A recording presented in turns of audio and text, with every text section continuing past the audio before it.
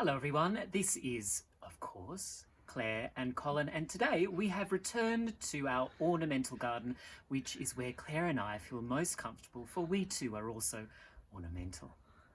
Today, today we are going to tidy up the remnants of our dahlias. They now have frost blackened foliage, but all is still well because we're going to intersperse them with some seedling foxgloves here. And I've also given Claire, so there are the foxgloves, and I've also given Claire some Primula malacoides. Now in our climate, this Primula is perfectly frost hardy. We're in a zone 9A or 9B, that's an H3 or H4. So for us, these will make it through the winter. We're very blessed. We're also going to station sow some calendula.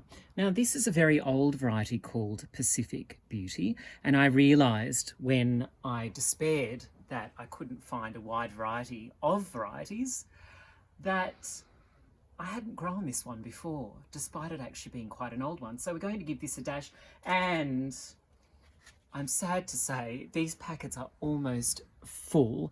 I bought them about 3 years ago, some more calendulas.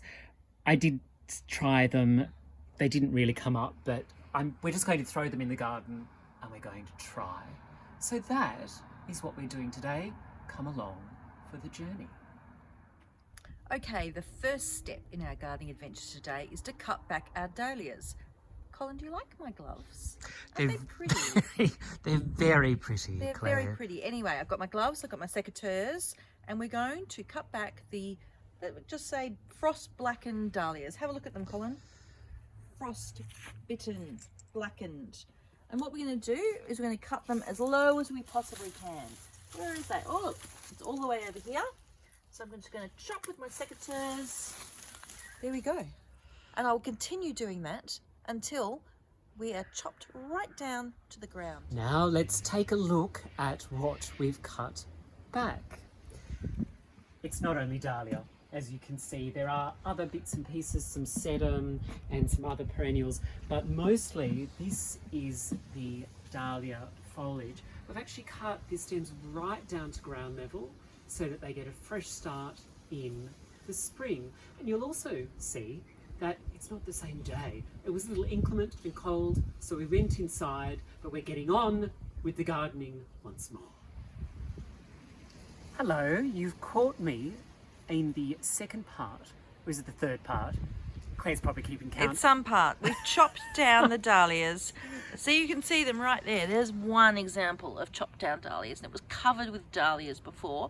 And now we've sown, or we've planted some little foxgloves, haven't we? Here we go. And now you can see here the sections where we're going to station sow some seeds. And if you're an inveterate fan, which of course you are, you will know that station sowing is just taking a group of seeds, 3 or 4, and planting them together. So that's what we're doing with these calendula Pacific Beauty. I don't know whether Claire can... So that's what we're sowing.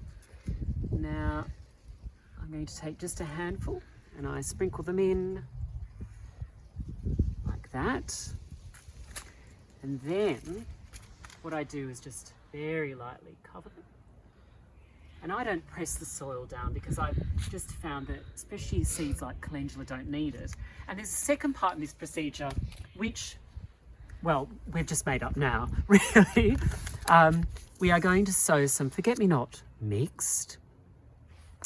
And in our climate we're very lucky because even though these are biennial, we've got enough of a growing period for these to still flower in spring for us. So I'm going to sow these. Now, you'll see with these that they are much smaller than the calendula. And so I am just going to scatter blithely over the surface of the soil. And these, trust us, will come up. And that's done. This is frost fabric. We are going to put this over our seedling foxgloves, our station sowed calendula and our sprinkled forget-me-nots. The reason we do this is because it's very windy up here. This means that the soil dehydrates very quickly, so we pop this over, and it will help increase the moisture and help increase the germination rate. Okay, let's do it. And this is the finished, rather utilitarian result. It will be decorative, we promise, but we're not going to actually remove this frost fabric until the seedlings are between 1 and 2 centimetres in height. That's about an inch.